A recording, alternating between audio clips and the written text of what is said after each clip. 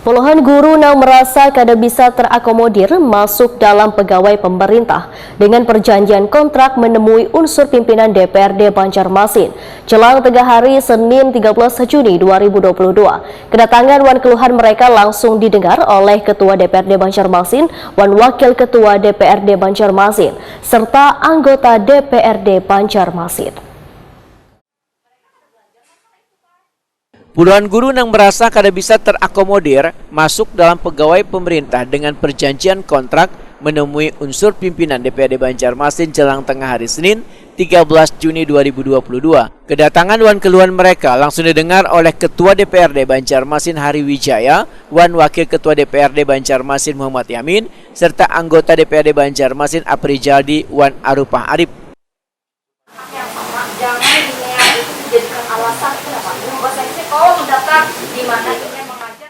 Salah seorang guru, Jumi Yayu Murniati, Wetakuni Prima TV, memedahkan tujuannya datang ke rumah wakil rakyat ini lantaran mereka sudah passing grade, namun ternyata formasi untuk jurusan bahasa Inggris kadada dalam penerimaan pegawai pemerintah dengan perjanjian kontrak, padahal mereka sudah mengajar puluhan tahun. Semestinya pemerintah, ujar Jumi Yayu Murniati, kadang memandang ijazah tapi memastikan bila mereka adalah lulusan keguruan atau pendidikan.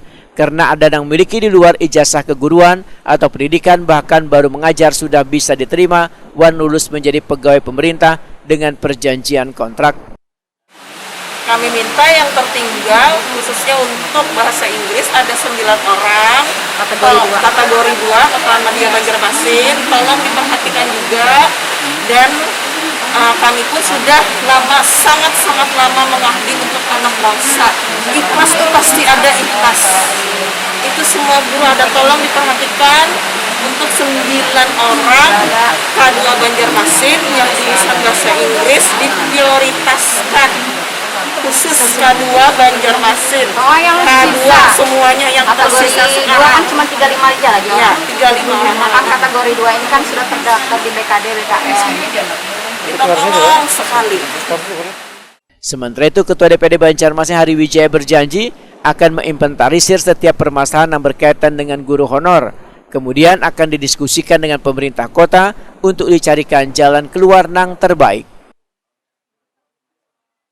Masalah-masalah yang ada ini akan kita inventarisir, akan kita diskusikan dengan pemerintah kota melalui BKD dan Dinas Pendidikan.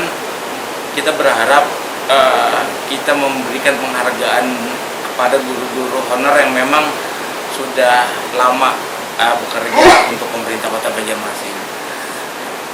Kita berharap P3K itu tujuan awalnya untuk mengakomodir orang-orang seperti beliau-beliau yang sudah puluhan tahun menjadi honorer, bukan yang istilahnya baru 1-2 tahun honorer tapi bisa diterima P3. Ya, berharap prioritaskanlah dulu yang memang sudah banyak biasanya bagi pemerintah kota.